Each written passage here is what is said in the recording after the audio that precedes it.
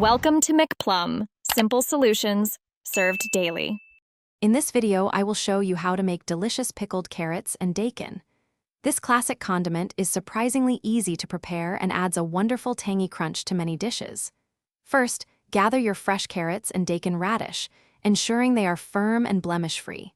You will also need basic pantry staples like water, white vinegar, sugar, and salt for the pickling liquid. Make sure all your jars and tools are sparkling clean. Now let's get those vegetables ready. Begin by peeling both the carrots and the Daikon radish. Then, carefully julienne them into uniform strips. Consistency is key here, so aim for pieces about 2 to 3 inches long and roughly 1/8 inch thick. This ensures even pickling and a pleasant texture. For an extra crisp result, you can lightly salt the cut vegetables for about 30 minutes, then rinse and pat them dry. The pickling brine is what gives these vegetables their signature tangy flavor. To make it, combine 1 cup of water with 1 cup of white vinegar in a small saucepan.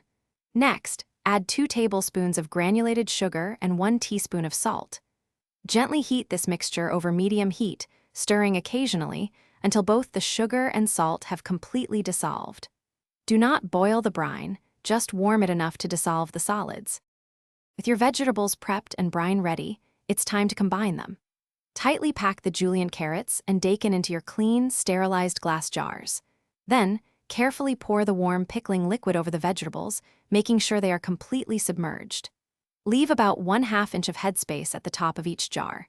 Seal the jars tightly with their lids and refrigerate them for at least 24 hours before enjoying your homemade pickled carrots and Daikon. Thanks for watching. Stay juicy and subscribe.